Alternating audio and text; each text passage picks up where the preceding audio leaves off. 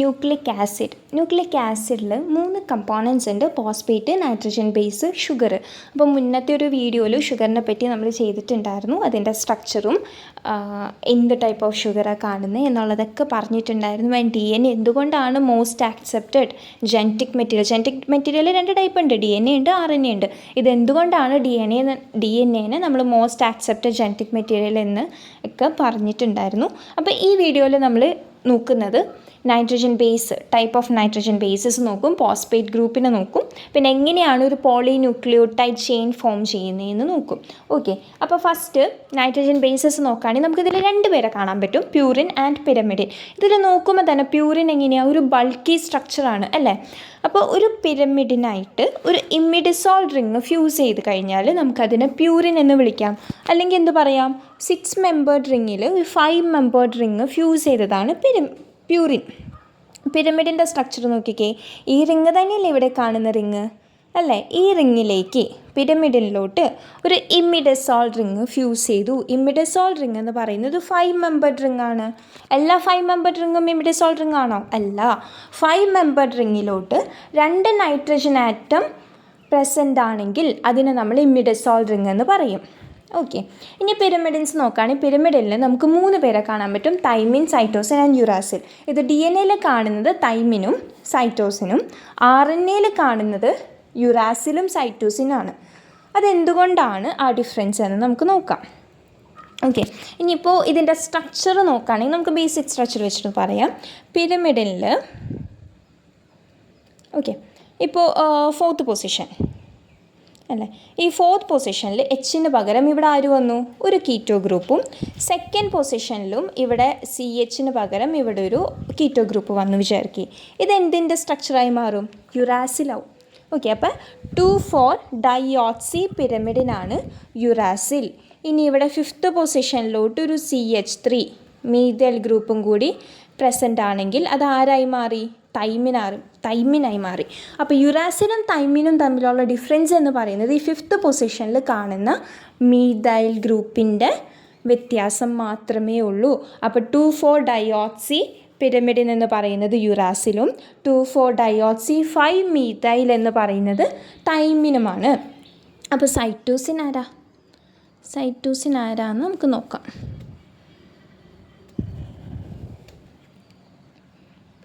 Okay, അപ്പോൾ cytosine എന്ന് പറയുന്നത് ഇവിടെ 4th പൊസിഷനിൽ ആര് വരും? ഒരു എമിനോ ഗ്രൂപ്പ് വരും, NH2 ഒരു എമിനോ ഗ്രൂപ്പും. 2nd പൊസിഷനിലോട്ട് ഒരു കീറ്റോ ഗ്രൂപ്പും വന്നു കഴിഞ്ഞാൽ അതാണ് സൈറ്റോസിൻ. അപ്പോൾ 4-amino-2-OC പിരമിഡിനാണ് സൈറ്റോസിൻ. അപ്പോൾ നമുക്ക് 3 പേരെ കാണാൻ പറ്റും എന്ന് പറഞ്ഞു: തൈമിൻ, യുറാസിൽ ആൻഡ് സൈറ്റോസിൻ. തൈമിനും യുറാസിലും തമ്മിലുള്ള ഡിഫറൻസ് എന്ന് പറയുന്നത് ഒരു CH3 മീഥൈൽ ഗ്രൂപ്പിൻ്റെ ഡിഫറൻസ് ആണ്. യുറാസിൽ 2,4-ഡയോക്സി, തൈമിൻ 2,4-ഡയോക്സി 5-മീഥൈൽ, സൈറ്റോസിൻ എന്ന് പറയുന്നത് 4-amino-2-OC പിരമിഡിൻ. ഓക്കെ, ഇനി നെക്സ്റ്റ് പ്യൂരിൻ്റെ സ്ട്രക്ചറിലോട്ട് പോവുകയാണെങ്കിൽ ഇത് നമുക്ക് അതിൻ്റെ ബേസിക് സ്ട്രക്ചർ വെച്ചിട്ട് പറയാം അല്ലേ? അപ്പോൾ ഫസ്റ്റ് എഡിനിൻ പറയാം. പ്യൂരിനിൽ 2 പേരെ കാണാം: എഡിനിനും ഗ്വാനിനും. ഓക്കെ, അപ്പോൾ ഇതിൻ്റെ 6th പൊസിഷനിൽ, ഓക്കെ, ഇവിടെ 6th പൊസിഷനിൽ ഒരു എമിനോ ഗ്രൂപ്പ് ആണെങ്കിൽ അതാരാണ്? 6-amino പ്യൂരിൻ എന്ന് പറയുന്നതാണ് എഡിനിൻ. അപ്പോൾ ഗ്വാനിൻ എന്ന് പറയുന്ന 2nd പൊസിഷനിലായിരിക്കും എമിനോ ഗ്രൂപ്പ് വരാം. അപ്പോൾ എഡിനിനിൽ 6th പൊസിഷനിലായിരുന്നു എമിനോ ഗ്രൂപ്പ് വന്നത്. ഗ്വാനിനിൽ 2nd പൊസിഷനിൽ എമിനോ ഗ്രൂപ്പ് വരും. കൂടാതെ 6th പൊസിഷൻ ഒരു കീറ്റോ ഗ്രൂപ്പ് ആയിരിക്കും. അപ്പോൾ 2-amino-6-OC പ്യൂരിനാണ് ഗ്വാനിൻ, 6-amino പ്യൂരിനാണ് എഡിനിൻ. ഇനി നമ്മളിപ്പം 4 നൈട്രജൻ ബേസസ് ആണ് നമ്മുടെ ബോഡിയിൽ കാണാമെന്ന് പറഞ്ഞു അല്ലേ? 2 പ്യൂരിനും 2 പിരമിഡിനും. ഈ പ്യൂരിൻസ് എപ്പോഴും പിരമിഡിനായിട്ടായിരിക്കും ബോണ്ട് ഷെയർ ചെയ്യുക. AT adenine, thymine, GC guanine, cytosine, അങ്ങനെയായിരിക്കും എപ്പോഴും ബോണ്ട് ഫോം ചെയ്യുക. അപ്പോൾ ഈ 4 നൈട്രജൻ ബേസസ് മാത്രമാണോ നമ്മുടെ ബോഡിയിൽ കാണുന്നത്? അല്ല, നമുക്ക് കുറച്ച് വേരിയേഷൻസും കൂടി കാണാൻ പറ്റും. ഈ വേരിയേഷൻസ് എങ്ങനെയാണ് ഫോം ചെയ്യുന്നത്? ഒന്ന് ടോട്ടോമെറൈസേഷൻ എന്ന് പറഞ്ഞാൽ ഒരു മോളിക്യൂളിനെ വേറെ മോളിക്യൂളായിട്ട് കൺവേർട്ട് ചെയ്യുക. എങ്ങനെ ഇത് കൺവേർട്ട് ആവുന്നത്? അതിലുള്ള ആറ്റംസിൻ്റെ റീഅറേഞ്ച്മെൻറ്റ് അല്ലെങ്കിൽ ബോണ്ട് ഫോർമേഷൻ്റെ ഡിഫറൻസുകൾ വഴി നമുക്കൊരു മോളിക്യൂളിനെ വേറെ മോളിക്യൂളായിട്ട് കൺവേർട്ട് ചെയ്യാൻ പറ്റും. അതിനെയാണ് ടോട്ടോമെറൈസേഷൻ എന്ന് പറയുക. അടുത്ത മെത്തേഡാണ് ഓക്സിഡേറ്റീവ് ഡിഅമിനേഷൻ. ഈ ഓക്സിഡേറ്റീവ് ഡിഅമിനേഷൻ എന്ന് പറയുന്നത് നമ്മുടെ ബോഡിയിൽ ഭയങ്കര സ്പോണ്ടേനിയസ് ആയിട്ട് നടക്കുന്ന സാധനമാണ്. എപ്പോഴും നടക്കും. അതായത് കീറ്റോ ഗ്രൂപ്പ് മാറി അവിടെ എമിനോ ഗ്രൂപ്പ് ആവും, O മാറി NH2 ആവും. ഇത് സ്പോണ്ടേനിയസ് ആയിട്ട് നടക്കുന്നതാണ്, എപ്പോഴും നടക്കും നമ്മുടെ ബോഡിയിൽ. ഓക്കെ, അപ്പോൾ ഇത് നോക്കിക്കേ, അഡിനിനും ഗ്വാനിനും. ഇത് ഗ്വാനിനിൽ ഇവിടെ എമിനോ ഗ്രൂപ്പ് ഉണ്ട് അല്ലേ, ഇവിടെ സെക്കൻഡ് പൊസിഷനിൽ എമിനോ ഗ്രൂപ്പ് ഉണ്ട്. ഈ എമിനോ ഗ്രൂപ്പ് മാറി അവിടെ ഓക്സിഡേറ്റീവ് ഡിഅമിനേഷൻ നടന്ന് അവിടെ ഒരു ഓട്സോ ഗ്രൂപ്പ് അല്ലെങ്കിൽ കീറ്റോ ഗ്രൂപ്പ് കയറി വന്നു കഴിഞ്ഞാൽ നമ്മളതിനെ സാന്തിൻ എന്ന് വിളിച്ചു. സാന്തിൻ്റെ സ്ട്രക്ചർ നോക്കിക്കേ, ഇവിടെ ഈ സെക്കൻഡ് പൊസിഷനിൽ ഒരു എമിനോ ഗ്രൂപ്പ് വന്നതല്ലേ ഗ്വാനിൻ, പക്ഷേ അവിടുത്തെ എമിനോ ഗ്രൂപ്പിൽ ഓക്സിഡേറ്റീവ് ഡിഅമിനേഷൻ നടന്നുകൊണ്ട് അവിടെ ആരായി മാറി? സാന്തിനായി മാറി. ഇനി അപ്പോൾ ഹൈപ്പോസാന്തിൻ എന്താ? ഹൈപ്പോസാന്തിൻ എന്തിന് ഓക്സിഡേറ്റീവ് ഡിഅമിനേഷൻ നടന്നതായിരിക്കും ഹൈപ്പോസാന്തിൻ? സ്ട്രക്ചർ നോക്കിക്കേ, ഇവിടുത്തെ എഡിനിലെ എമിനോ ഗ്രൂപ്പിന് ഓക്സിഡേറ്റീവ് ഡിഅമിനേഷൻ നടന്ന് അവിടെ കീറ്റോ ഗ്രൂപ്പ് വന്നപ്പോൾ അത് ഹൈപ്പോസാന്തിനായി മാറി. അപ്പോൾ സാന്തിൻ ഹൈപ്പോസാന്തിൻ മാത്രമല്ല നമ്മുടെ ബോഡിയിൽ കാണുന്ന വേരിയേഷൻസ്, നമുക്ക് വേറെ കുറേ വേരിയേഷൻസും കൂടി കാണാൻ പറ്റും. മ്യൂട്ടേഷൻ വരുന്നതാണിത്. ഓക്കെ, ഇനി ഒരു കാര്യം ചോദിക്കട്ടെ. ഇവിടെ ഇപ്പോൾ നമ്മൾ തൈമിനും പറഞ്ഞു, യുറാസിലും പറഞ്ഞു. ഇത് രണ്ടും തമ്മിലുള്ള ഡിഫറൻസ് നോക്കിക്കഴിഞ്ഞാൽ, അല്ലെങ്കിൽ വേണ്ട, സൈറ്റോസിൻ എടുക്കാം. സൈറ്റോസിനിൽ ഈ NH2-ന് ഓക്സിഡേറ്റീവ് ഡിഅമിനേഷൻ നടന്നു വിചാരിക്കേ. അപ്പോൾ ഈ സ്ട്രക്ചർ ആരായി? യുറാസിലായി മാറി. അപ്പോൾ നമ്മുടെ ബോഡിയിൽ നമ്മൾ യുറാസിൽ കാണില്ല എന്ന് പറഞ്ഞു അല്ലേ, പക്ഷേ യുറാസിൽ ഫോം ചെയ്തൂടെ? ഓക്സിഡേറ്റീവ് ഡിഅമിനേഷൻ നടന്ന് യുറാസിൽ ഫോം ചെയ്തൂടെ? ഫോം ചെയ്യാം. അപ്പോൾ തൈമിൻ നമ്മുടെ ബോഡിയിൽ, അതായത് DNA RNAയും തമ്മിലുള്ള ഡിഫറൻസ് നോക്കുമ്പോൾ DNA ആണ് കുറച്ചും കൂടി മോസ്റ്റ് ആക്സെപ്റ്റഡ് എന്ന് പറയുന്നതിൻ്റെ മറ്റൊരു റീസൺ കൂടിയാണിത്. ഇപ്പോൾ ഒരു സ്ട്രക്ചർ നോക്കുകയാണെങ്കിൽ ഇവിടെ എഡിനിൻ ആരായിട്ട് എപ്പോഴും പെയർ ചെയ്യുക? എഡിനിൻ തൈമിനായിട്ട് പെയർ ചെയ്തു, ഗ്വാനിൻ സൈറ്റോസിനായിട്ട് പെയർ ചെയ്തു, സൈറ്റോസിനായിട്ട് പെയർ ചെയ്തു. ഇവിടുത്തെ ഗ്വാനിനിൽ ഓക്സിഡേറ്റീവ് ഡിഅമിനേഷൻ നടന്നിട്ട് അവിടെ യുറാസിലായി മാറിയെന്ന് വിചാരിക്കുക. അപ്പോൾ നമ്മുടെ DNA-യിൽ എന്തെങ്കിലും ചേഞ്ചസ് അല്ലെങ്കിൽ എന്തെങ്കിലും മിസ്റ്റേക്ക് വന്നു കഴിഞ്ഞാൽ അവിടെ ആര് വരും? ഇതിനൊക്കെ കറക്റ്റ് ചെയ്യാൻ വേണ്ടിയിട്ട് നമ്മുടെ DNA റിപ്പയർ മെക്കാനിസംസ് ഉണ്ട് അല്ലേ. അപ്പോൾ ഇതിനെ കറക്റ്റ് ചെയ്യാൻ വരുമ്പോൾ അവിടെ യുറാസിൽ എന്ന് പറയുന്നത് ഫോറിൻ ബോഡിയാണ് അല്ലേ. ഫോറിൻ എന്ന് പറഞ്ഞു കഴിഞ്ഞാൽ നമ്മുടെ ബോഡിക്ക് പരിചയമില്ല, നമ്മുടെ ബോഡിയിൽ ഇല്ലാത്തൊരു സാധനമാണ് യുറാസിൽ. ആരാ? അപ്പോൾ എന്ത് ചെയ്യും? ആ യുറാസിലിനെ അവിടെ നിന്ന് മാറ്റിയിട്ട് ഗ്വാനിൻ ആരായിട്ടാണ് പെയർ ചെയ്യേണ്ടത്? സൈറ്റോസിനെ കറക്റ്റായിട്ട് പ്ലേസ് ചെയ്യും. ഓക്കെ, ഇനി നമ്മുടെ ബോഡിയിൽ യുറാസിൽ ഉണ്ടായിരുന്നു വിചാരിക്കുക, അതായത് തൈമിന് പകരം യുറാസിൽ തന്നെയാണ്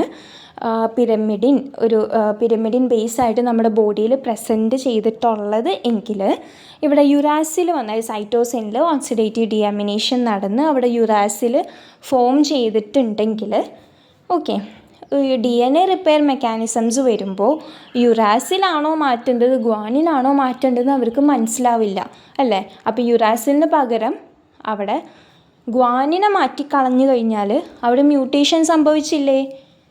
മനസ്സിലായോ? അതായത് യുറാസിലും തൈമിനും വെച്ച് നോക്കുമ്പോൾ യുറാസിൽ RNA-യിലും തൈമിൻ DNA-യിലും കാണുന്ന സ്ട്രക്ചറാണ്. ഓക്കെ, ഇപ്പോൾ തൈമിന് പകരം യുറാസിലാണ് നമ്മുടെ ബോഡിയിൽ ഉണ്ടായിരുന്നെങ്കിൽ ഈ സൈറ്റോസിനിൽ ഓക്സിഡേറ്റീവ് ഡിഅമിനേഷൻ നടന്ന് കിട്ടുന്ന യുറാസിൽ വന്നിട്ടുണ്ടെങ്കിൽ അവിടെ അപ്പോൾ റോങ് ആയിട്ടാണ് അവിടെ ഒരു ബേസ് കയറിയിരിക്കുന്നത്. സൈറ്റോസിന് പകരം അവിടെ വന്നേക്കുന്ന ബേസ് എന്ന് പറയുന്നത് യുറാസിലാണ്. അപ്പോൾ നമ്മുടെ DNA റിപ്പയർ മെക്കാനിസംസ് യുറാസിലിനെ മാറ്റിക്കൊണ്ട് അവിടെ സൈറ്റോസിൻ തന്നെയാക്കി മാറ്റണം. പക്ഷെ നമ്മുടെ ബോഡിയിൽ ഓൾറെഡി യുറാസിൽ ഉണ്ടെന്ന് വിചാരിക്കുക, തൈമിന് പകരം യുറാസിലാണ് നമ്മുടെ നൈട്രജൻ ബേസ് എങ്കിൽ ഈ DNA റിപ്പയർ മെക്കാനിസംസ് വരുമ്പോൾ അവർക്ക് മനസ്സിലാവില്ല ഗ്വാനിനെയാണോ മാറ്റേണ്ടത് അതോ യുറാസിലിനെ ആണോ മാറ്റേണ്ടത് എന്നവർക്ക് മനസ്സിലാവില്ല. പക്ഷേ യുറാസിൽ എന്ന് പറയുന്നത് നമ്മുടെ നൈട്രജൻ ബേസിസിൽ കാണുന്നില്ല, ഇതിൽ ഫിറ്റ് ആവാത്തൊരു ഗ്രൂപ്പ് ആയതുകൊണ്ട് തന്നെ DNA റിപ്പയർ മെക്കാനിസംസ് വരുമ്പോൾ അവർക്ക് കറക്റ്റായിട്ട് ഐഡൻറ്റിഫൈ ചെയ്യാൻ പറ്റും. ഓക്കെ, യുറാസിലല്ല ഇവിടെ ഇരിക്കേണ്ടത്, ഇത് തെറ്റായിട്ട് വന്നിരിക്കുന്ന ഒരു സംഭവമാണ്, അവിടെ വരേണ്ടത് ആരാ? സൈറ്റോസിനാണ്. ഗ്വാനിൻ കറക്റ്റായിട്ട് തന്നെയാണ് പ്ലേസ് ചെയ്തിരിക്കുന്നത്, ഇവിടെ മാറ്റേണ്ടത് യുറാസിലിനെയാണ് എന്നവർ കറക്റ്റായിട്ട് ഐഡൻറ്റിഫൈ ചെയ്തുകൊണ്ട് അവിടെ കറക്റ്റ് സൈറ്റോസിനെ കൊണ്ടുവയ്ക്കും. ഓക്കെ, ഇനി ഈ നൈട്രജൻ ബേസസ് എങ്ങനെ ഉണ്ടാവുന്നതെന്ന് നോക്കാം. 2 പാത്വേസ് ആണുള്ളത്. ഒന്ന് ഡീനോവോ സിന്തസിസ്, 2 സാൽവേജ് പാത്വേ. ഡീനോവോ സിന്തസിസ് എന്ന് പറഞ്ഞാൽ ഫ്രം സ്ക്രാച്ച് നമ്മൾ പുതിയതായിട്ടൊരു സ്ഥലം വാങ്ങി അവിടെ ഒരു വീടിനെ കെട്ടി പണിർക്കുന്ന പോലെ, ഓക്കെ, അവിടെ പുതിയൊരു വീടിന് ഉണ്ടാക്കുന്നതാണ് ഡീനോവോ സിന്തസിസ് എന്ന് പറഞ്ഞാൽ. ഫ്രം സ്ക്രാച്ച് അവിടെ ഒന്നും തന്നെ ഇല്ല. അപ്പോൾ ഇതിനാദ്യം വരുന്നതാണ് റൈബോസ് 5 ഫോസ്ഫേറ്റ്. ഈ റൈബോസ് 5 ഫോസ്ഫേറ്റ് എന്ന് പറയുന്നത് പെൻറ്റോസ് ഫോസ്ഫേറ്റ് പാത്വേയിൽ നിന്ന് നമുക്ക് കിട്ടുന്നൊരു പ്രൊഡക്റ്റാണ്. ഓക്കെ, അപ്പോൾ ഈ റൈബോസ് 5 ഫോസ്ഫേറ്റിലോട്ട് അല്ലെങ്കിൽ ഒരു ഷുഗറിലോട്ട്, റൈബോസ് എന്ന് പറഞ്ഞാൽ ഒരു ഷുഗർ അല്ലേ, ഈ ഷുഗറിലോട്ട് നൈട്രജൻ ബേസസിന് ഉണ്ടാക്കും. ഓക്കെ, നൈട്രജൻ ബേസിസിലോട്ട് നമ്മൾ ആദ്യം വീട് പണിയുമ്പോൾ എന്തുണ്ടാക്കും? ഒരു തറ ഉണ്ടാക്കും. ആ തറയാണ് റൈബോസ് 5 ഫോസ്ഫേറ്റ്. ആ തറയിലോട്ടാണ് നമ്മൾ മുകളിലോട്ടുള്ള സ്ട്രക്ചറെല്ലാം ഉണ്ടാക്കുക. അതിനെ ഒരു നൈട്രജൻ ബേസായിട്ട് കമ്പയർ ചെയ്യുക. ഓക്കെ, അപ്പോൾ ആദ്യം റൈബോസ് 5 ഫോസ്ഫേറ്റ് അല്ലെങ്കിൽ ഒരു ഷുഗർ വന്നു, ആ ഷുഗറിലോട്ട് നമ്മൾ നൈട്രജൻ ബേസസ് ഉണ്ടാക്കി. ഇങ്ങനെയാണ് പ്യൂറിൻസ് ഫോം ചെയ്യുക. അപ്പോൾ നമുക്കൊരു വീടിൻ്റെ ഒരു സ്ട്രക്ചർ കിട്ടി അല്ലേ, അതിനെയാണ് നമ്മൾ IMP എന്ന് പറയുക. ഈ IMPനെയാണ് നമ്മൾ എഡിനിനും ഗ്വാനിനായിട്ട് മാറുന്നത്. ഓക്കെ, എഡിനിൻ IMPയിൽ നിന്ന് എഡിനിൻ മോണോഫോസ്ഫേറ്റും ഗ്വാനിൻ മോണോഫോസ്ഫേറ്റും കിട്ടി. ഓക്കെ, ഇതിപ്പോൾ ആരുടെ കാര്യം പറഞ്ഞേ? എഡിനിനും ഗ്വാനിനും ആരായിരുന്നു? പ്യൂറിൻസ് ആയിരുന്നു. ഇനി എങ്ങനെ പിരമിഡിൻസ് ഉണ്ടാക്കാമെന്ന് വെച്ച് കഴിഞ്ഞാൽ, ഇത് നമ്മൾ ആദ്യം ഒരു തറ ഉണ്ടാക്കി, തറയിലോട്ടാണ് കറക്റ്റായിട്ട് നമ്മൾ ഉണ്ടാക്കിയത് അല്ലേ. പക്ഷേ ഇവിടെ നേരെ തിരിച്ചാൽ ചെയ്യുക. ആദ്യം കുറേ ജനാലയും വാതിലും എല്ലാം കൂടി ഉണ്ടാക്കിയിട്ട് ഓരോ റൂമുകൾ ഉണ്ടാക്കി. എന്നിട്ട് ഈ റൂമിനെ അങ്ങനെ എടുത്ത്, ഈ ഒരു സ്ട്രക്ചറിനെ അങ്ങനെ എടുത്ത് തറയിലോട്ട് പ്ലേസ് ചെയ്യുക ചെയ്ത്. അതായത് നൈട്രജൻ ബേസ് ആദ്യം ഉണ്ടാക്കി, എന്നിട്ട് ആ നൈട്രജൻ ബേസിനെ കൊണ്ടൊരു ഷുഗറിലോട്ട് അറ്റാച്ച് ചെയ്യുകയാണ് ആര് ചെയ്തത്? പിരമിഡിൻസ് ചെയ്തത്. ഓക്കെ, അങ്ങനെയാണ് ഒരു ബേസിസ് ഫോം ചെയ്തത്. ഇനി സെക്കൻഡ് പാത്വേ ആണ് സാൽവേജ് പാത്വേ. സാൽവേജ് പാത്വേ എന്ന് പറഞ്ഞു കഴിഞ്ഞാൽ ഒരു സ്ഥലം വാങ്ങിയിട്ട് വീട് പുതിയതായിട്ട് ഫോം ചെയ്യുകയല്ല ചെയ്തത്, ഓൾറെഡി ഉണ്ടായിരുന്ന ആ ഒരു വീടിനെ കുറച്ച് റിനോവേഷനൊക്കെ നടത്തി ഒന്ന് ബെറ്റർ ആക്കി എടുക്കുക. അതായത് എന്തെങ്കിലും ഇപ്പോൾ DNA ഒക്കെ ഡീഗ്രേഡ് ആയിട്ട് നമുക്ക് ബാക്കി എന്തെങ്കിലുമൊക്കെ അതിൻ്റെ ബ്രേക്ക് ഡൗൺ ചെയ്ത കുറച്ച് സ്ട്രക്ചേഴ്സൊക്കെ ഉണ്ടാവില്ലേ, അപ്പോൾ ഓൾറെഡി ഉള്ള ബേസസിനെ, പഴയ ബേസസിനെ നമ്മളൊന്ന് റീസൈക്കിൾ ചെയ്തെടുക്കുകയാണ് ചെയ്തത്. ഓക്കെ, ഇനി ഈ പറഞ്ഞ നൈട്രജൻ ബേസസിൽ എവിടെ നിന്നാണ് ഇവരുടെ ഈ സ്ട്രക്ചേഴ്സ് അല്ലെങ്കിൽ കാർബൺ, നൈട്രജനൊക്കെ എവിടെ നിന്ന് ഉണ്ടാവുന്നത് എന്നാണ് പറയുന്നത്. ഇത് പിരമിഡിനിൽ ഇത്രയും ഭാഗം ഉണ്ടാവുന്നത് എസ്പെർട്ടേറ്റ് എന്ന് പറയുന്ന അമിനോ ആസിഡിൽ നിന്നും, C carbon dioxide, N glutamine. Okay, ഇനി അടുത്തത് പ്യൂറിൻസിലും പറയുന്നത് എന്താ? ഇത്രയും ഭാഗം ECയും formate, C carbon dioxide, ഇത്രയും ഭാഗം ഉണ്ടാവുന്നത് ഗ്ലൈസിൻ, ഇതുണ്ടാവുന്ന ആസ്പെർട്ടേറ്റ്, N ഉണ്ടാവുന്ന ആസ്പെർട്ടേറ്റെന്നും, പിന്നെ ഇത്രയും ഭാഗം ഉണ്ടാവുന്നത് ഗ്ലൂട്ടമിനിലെ എമൈഡ് നൈട്രജനിൽ നിന്നുമാണ് ഉണ്ടാവുന്നത്. ഓക്കെ, അപ്പോൾ ഇത്രയാണ് നമ്മൾ ആരെപ്പറ്റി, നൈട്രജൻ ബേസസിനെ പറ്റി പറയാനുള്ളത്. നൈട്രജൻ ബേസസ് 2 ടൈപ്പ് ഉണ്ട്, പ്യൂറിൻസ് ഉണ്ട്, പിരമിഡിൻസ് ഉണ്ട്. പ്യൂറിൻസ് ആണ് ബൾക്കി സ്ട്രക്ചറിൽ, അതിൽ 2 എണ്ണം ഉണ്ട്, അഡിനിനും ഗ്വാനിനും. പിന്നെ പിരമിഡിൻസ് എന്ന് പറയുന്നത് 3 പേരുണ്ട്. അതിൽ DNA കാണുന്നതാണ് തൈമിനും സൈറ്റോസിനും. ഓക്കെ, RNAയിലാവുമ്പോൾ തൈമിന് പകരം അവിടെ യുറാസിൽ ഫോം ചെയ്തു. ഇനി ഈ ഷുഗറിലോട്ട് അറ്റാച്ച് ചെയ്യണം? നൈട്രജൻ ബേസിനെ അറ്റാച്ച് ചെയ്യണം. അപ്പോൾ ഷുഗറിൻ്റെ ഫസ്റ്റ് കാർബണില്ലേ, ഈ ഫസ്റ്റ് കാർബണിലോട്ടാണ് നൈട്രജൻ അറ്റാച്ച് ചെയ്യുക. ഇവിടെ ആരുണ്ടായിരുന്നു? OH ഉണ്ടായിരുന്നു അല്ലേ, ഇവിടെ OH ഉണ്ടായിരുന്നു, ഷുഗറിൻ്റെ സ്ട്രക്ചറാണ്, OH ഉണ്ടായിരുന്നു. ഇവിടെ NH ആയിരുന്നു. അപ്പോൾ ഈ ഷുഗർ എങ്ങനെയാണ് ഫോം ചെയ്യാമെന്ന് വെച്ച് ഷുഗറിലോട്ട് നൈട്രജൻ എങ്ങനെയാണ് വന്ന് കമ്പൈൻ ചെയ്യാമെന്ന് വെച്ച് കഴിഞ്ഞാൽ ഈ H2O ഇതിനെ വാട്ടർ മോളിക്യൂളായിട്ട് റിലീസ് ചെയ്തുകൊണ്ട് ഇതിൻ്റെ ഫസ്റ്റ് കാർബണിലോട്ട് ഷുഗറിൻ്റെ ഫസ്റ്റ് കാർബണിലോട്ട് ഒരു നൈട്രജൻ ബേസ് വന്ന് അറ്റാച്ച് ചെയ്യുക. ഓക്കെ, അപ്പോൾ അവിടെ ഒരു വാട്ടർ മോളിക്യൂള് റിലീസാവും. ഇതിനെ പറയുന്നതാണ് എൻ ഗ്ലൈക്കോസിഡിക് ബോണ്ട്. അപ്പോൾ ഒരു ഷുഗറും നൈട്രജൻ ബേസും വന്ന് കമ്പൈൻ ചെയ്യുന്നത് എങ്ങനെയാണ്? ബോണ്ടിൻ്റെ പേരെന്താണ്? N glycosidic bond. അവിടെ ഒരു വാട്ടർ മോളിക്യൂൾ റിലീസ് ചെയ്യുന്നുണ്ട്. അപ്പോൾ ഈ ഫോം ചെയ്യുന്നതിൻ്റെ ബേസിസിൽ നമുക്ക് ആൻറ്റി ആൻസിൻ കൺഫർമേഷൻ എന്ന് പറയാൻ പറ്റും. ആൻറ്റി എന്ന് പറയുമ്പോൾ നോക്കിക്കേ, ഇതിൻ്റെ ബൾക്കി ഗ്രൂപ്പ്, ഓക്കെ, ഇതിൻ്റെ ബൾക്കി ഗ്രൂപ്പ് ഈ ഷുഗറിൻ്റെ മുകളിലല്ല കാണുന്നത്. ഓക്കെ, അപ്പോൾ ഈ സെയിം സൈഡിലല്ല കാണുന്നെങ്കിൽ ഈസി ആയിട്ട് പഠിക്കാൻ വേണ്ടി ഇങ്ങനെ ഓർത്ത് വെച്ചാൽ മതി. ബൾക്കി ഗ്രൂപ്പ് ഇതിൻ്റെ മുകളിൽ സെയിം സൈഡിലാണ് കാണുന്നെങ്കിൽ അത് സിൻ കൺഫർമേഷൻ, സെയിം സൈഡ് SS. പക്ഷേ അതിൻ്റെ ഡിഫറെൻ്റ് ആയിട്ടാണ് കാണുന്നെങ്കിൽ അതിനെ നമ്മൾ ആൻറ്റി കൺഫർമേഷൻ എന്ന് പറയും. ഓക്കെ, NH ഇതിൻ്റെ മുകളിലാണ് കാണുന്നെങ്കിൽ അത് സിൻ കൺഫർമേഷൻ.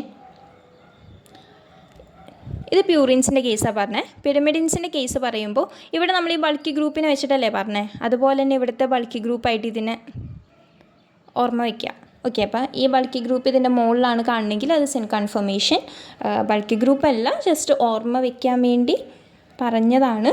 അതിൻ്റെ മുകളിലാണ്, കീറ്റോ ഗ്രൂപ്പ് മുകളിലാണ് കാണണമെങ്കിൽ സിൻ കൺഫർമേഷൻ, മുകളിലല്ല കാണുന്നെങ്കിൽ അത് ആൻറ്റി കൺഫർമേഷൻ. അപ്പോൾ നമ്മൾ ഷുഗർ ഉണ്ടാക്കി ഷുഗറിലോട്ട് നൈട്രജൻ ബേസിനെ അറ്റാച്ച് ചെയ്തു. ഇനി അടുത്തത് വരുന്നതാണ് ഫോസ്ഫേറ്റ്. നമ്മുടെ ബോഡിയിൽ, നമ്മുടെ നോർമൽ ഫിസിയോളജിക്കൽ കണ്ടീഷൻസിൽ നമ്മുടെ pH എന്ന് പറയുന്നത്, നമ്മുടെ pHൽ ഈ ഫോസ്ഫേറ്റ് ഗ്രൂപ്പ് എക്സിസ്റ്റ് ചെയ്യുക ഇങ്ങനെയായിരിക്കും. ഓക്കെ, H3 ഫോസ്ഫോറിക് ആസിഡായിട്ടായിരിക്കും എക്സിസ്റ്റ് ചെയ്യുന്നുണ്ടാവുക. അപ്പോൾ ഈ ഫോസ്ഫേറ്റിനെ എങ്ങനെയാണ് ഇതിലോട്ട് അറ്റാച്ച് ചെയ്തത് നോക്കാം. അപ്പോൾ ഷുഗറിൻ്റെ 1 2 3 4 5 ഈ 5th കാർബണിലോട്ടാണ് ഇത് വന്നിട്ട് അറ്റാച്ച് ചെയ്യുക ഫോസ്ഫോറിക്. നമ്മൾ നേരത്തെ പറഞ്ഞില്ലേ ഒരു വാട്ടർ മോളിക്യൂളിനെ എലിമിനേറ്റ് ചെയ്തുകൊണ്ട് എന്ന് പറഞ്ഞു. അതുപോലെ തന്നെയാണ് ഇവിടെ ഷുഗറിൽ ഇവിടെ എന്തുണ്ടായിരുന്നു? ഇവിടെ OH ഉണ്ടായിരുന്നു. ഓക്കെ, ഇവിടെ OH ഉണ്ടായിരുന്നു. ഫോസ്ഫോറിക്കിൽ ഇവിടെ H ഉണ്ടായിരുന്നു. അപ്പോൾ ഇത്രയും ഈ വാട്ടർ മോളിക്യൂളിനെ റിലീസ് ചെയ്തുകൊണ്ടാണ് ഇവരൊരു ബോണ്ട് ഫോം ചെയ്യുന്നത്. ആരായിട്ട്? 5th കാർബണായിട്ട്. അപ്പോൾ ഇതിനെ വിളിക്കുന്ന പേരാണ് എസ്റ്റർ ബോണ്ട്. ഒരു ആസിഡും ഒരു ഷുഗറും തമ്മിലുണ്ടാക്കുന്ന, അല്ലെങ്കിൽ ആൽക്കഹോളാണ് ഇവിടെ. ഓക്കെ, ഒരു ആൽക്കഹോളും ആസിഡും തമ്മിലുണ്ടാക്കുന്ന ബോണ്ടിനെ വിളിക്കുന്ന പേരാണ് എസ്റ്റർ ബോണ്ട്. അപ്പം നൈട്രജനും ഷുഗറും കൂടി അറ്റാച്ച് ചെയ്തിരിക്കുന്ന ബോണ്ടിൻ്റെ പേരാണ് എൻ ഗ്ലൈക്കോസിഡിക് ബോണ്ട്. ഷുഗറും അല്ലെങ്കിൽ എന്താണ്? ആസിഡ്. അവിടെ OH എന്ന് പറയുന്നത് ആസിഡാണ്. അപ്പോൾ OH എന്ന് പറയുന്ന ആൽക്കഹോളാണ്. ആൽക്കഹോളും ഫോസ്ഫോറിക് ആസിഡ്, ഈ ഒരു ആസിഡും തമ്മിൽ ഉണ്ടാക്കിയിരിക്കുന്ന ബോണ്ടിനെ നമ്മൾ വിളിച്ചു എസ്റ്റർ ബോണ്ട് എന്ന്. അപ്പോൾ മൊത്തത്തിലൊരു ന്യൂക്ലിയോടൈഡ് ഫോം ചെയ്തില്ലേ? അവിടെ 3 കമ്പോണൻസ് ഉണ്ടെന്ന് ഞാൻ പറഞ്ഞിട്ടുണ്ടായിരുന്നു. Phosphate, sugar, nitrogen. അപ്പോൾ നമ്മുടെ ഒരു ന്യൂക്ലിയോടൈഡ് ഫോം ചെയ്തു. ഇനി കുറേ ന്യൂക്ലിയോടൈഡ്സ് കൂടി അറേഞ്ച് ചെയ്ത് വെച്ചിട്ട് ഒരു ലീനിയർ സ്ട്രക്ചർ ഉണ്ടാവും അല്ലേ? ഇനി അതിലോട്ട് ആൻറ്റി പാരലായിട്ട് അടുത്ത നൈട്രജൻ ബേസ് വെച്ച് അറ്റാച്ച് ചെയ്തുകൊണ്ട് ഒരു ആൻറ്റി പാരലായിട്ടുള്ള ഒരു ലീനിയർ സ്ട്രക്ചറും കൂടി വരും. അതിനെയാണ് നമ്മൾ സെക്കൻഡറി സ്ട്രക്ചർ എന്ന് വിളിച്ചത്. ഒരു DNA ഫോം ചെയ്തു അല്ലേ? ഇങ്ങനെയാണ് ഒരു DNA ഫോം ചെയ്യുന്നത്. പക്ഷേ നമ്മുടെ ബോഡിയിൽ ഈ ന്യൂക്ലിയോടൈഡ്സ് മോണോഫോസ്ഫേറ്റ് ആയിട്ടായിരിക്കില്ല നമുക്ക് കാണുന്നത്, ട്രൈഫോസ്ഫേറ്റ് ആയിരിക്കും കാണുന്നത് അല്ലേ? അതായത് ഒരൊറ്റ ഫോസ്ഫേറ്റ് ഗ്രൂപ്പ് ആയിരിക്കില്ല, ഇവിടെ 3 ഫോസ്ഫേറ്റ് ഗ്രൂപ്പ് നമുക്ക് കാണുന്നുണ്ടാവും. ഇതിൽ ഫസ്റ്റ് ഫോസ്ഫേറ്റിനെ alpha, second beta, third gamma, അങ്ങനെയാണ് വിളിക്കുക. ഓക്കെ, അപ്പോൾ ഇതാണ് ATP, നമ്മുടെ ബോഡിക്ക് എനർജി തരുന്നത് ATP, അഡിനിൻ ട്രൈഫോസ്ഫേറ്റ്. ഇങ്ങനെ നമുക്കൊരു ഇത് ഉണ്ടാക്കാൻ പറ്റില്ല. അതായത് ഒരു പോളി ന്യൂക്ലിയോടൈഡ് ചെയിൻ നമുക്ക് ഫോം ചെയ്യാൻ പറ്റില്ല. നമുക്കൊരൊറ്റ ആൽഫ ഗ്രൂപ്പിനെ മാത്രം മതി. അപ്പോൾ ഈ ബോണ്ടൊക്കെ ബ്രേക്ക് ചെയ്യും. ഈ ഫോസ്ഫേറ്റ്, ഈ ബോണ്ടിനെ വിളിക്കുന്ന പേരാണ് anhydric phospho anhydrate bond. Okay, അപ്പോൾ ഇതെന്ന് പറയുന്നത് എൻ ഗ്ലൈക്കോസിഡിക് ബോണ്ട്, ഇത് എസ്റ്റർ ബോണ്ട്. ഈ ഫോസ്ഫേറ്റ് ഗ്രൂപ്പ്സ് തമ്മിലുള്ള ബോണ്ടിനെ വിളിക്കുന്ന പേരാണ് എന്ത്? Phospho anhydrate bond.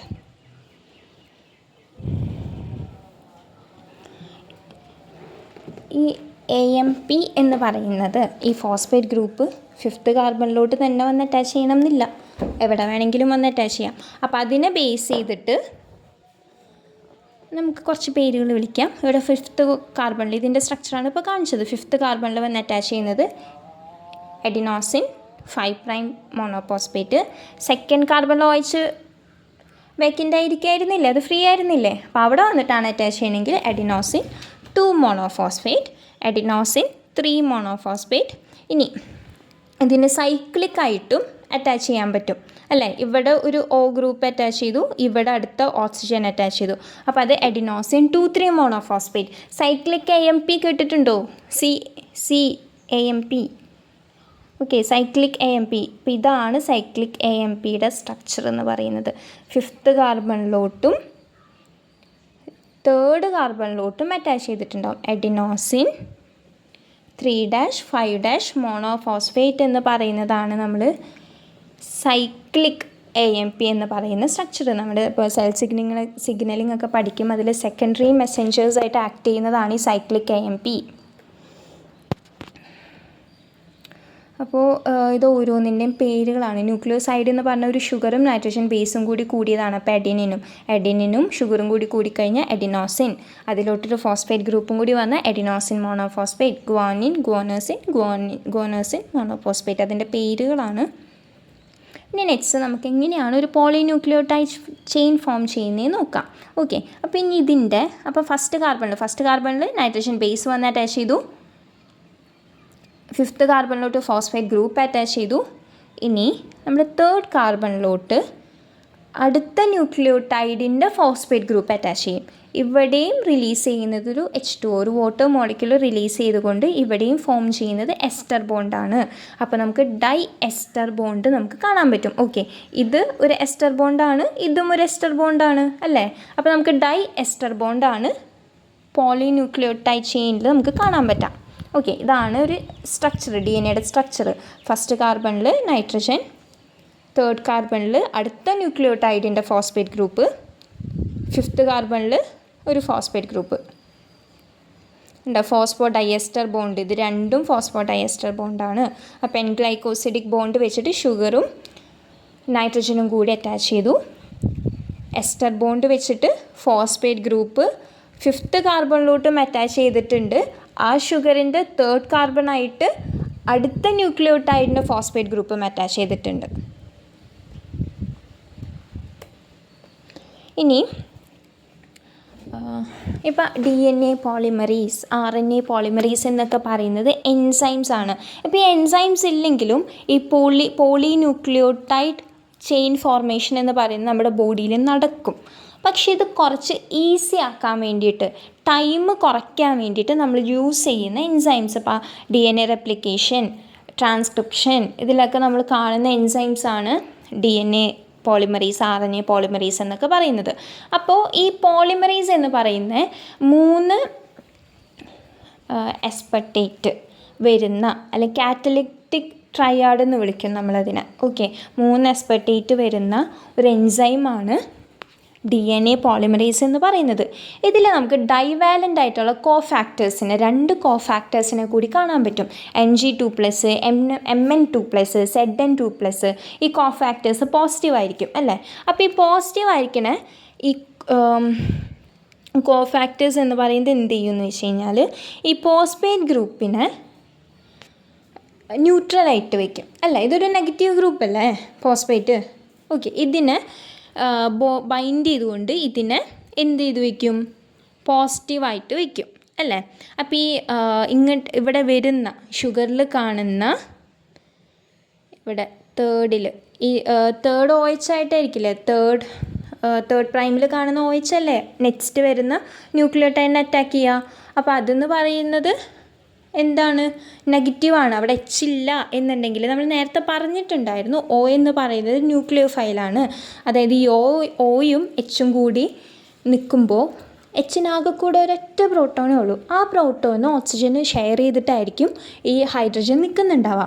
അപ്പോൾ H പാവായതുകൊണ്ടും ഓക്സിജൻ വില്ലനായതുകൊണ്ടും അതിൻ്റെ ആകെ കൂടെ ഒരു ഇലക്ട്രോണുള്ള ഹൈഡ്രജനിൽ നിന്ന് ആ ഇലക്ട്രോൺ ഓക്സിജൻ്റെ അടുത്തോട്ട് വലിച്ചു നിർത്തും. അപ്പോൾ ഓക്സിജനിൽ ഒരു പാർഷ്യൽ നെഗറ്റീവ് ചാർജ് കിട്ടുന്നുണ്ടാവും.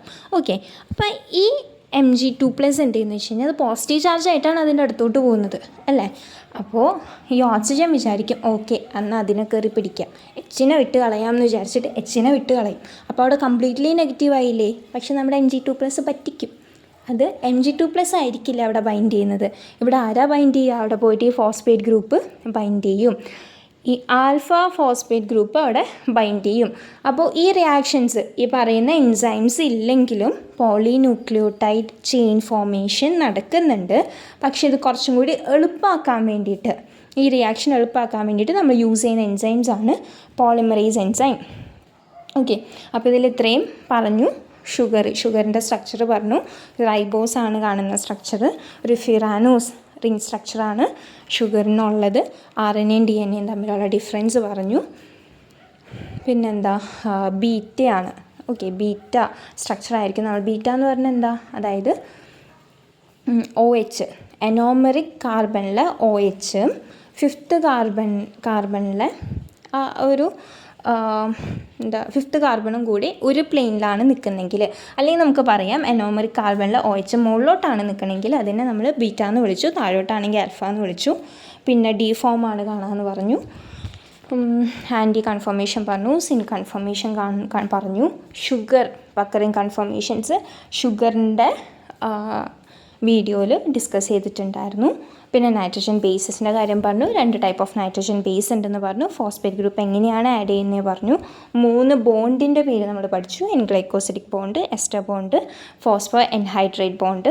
പിന്നെ എങ്ങനെയാണ് ഒരു പോളിന്യൂക്ലിയോടൈഡ് ചെയിൻ ഫോം ചെയ്യുന്നതെന്ന് പറഞ്ഞു. DNA പോളിമറേസ്, RNA പോളിമറേസ് എന്നൊക്കെ പറയുന്ന എൻസൈംസിൻ്റെ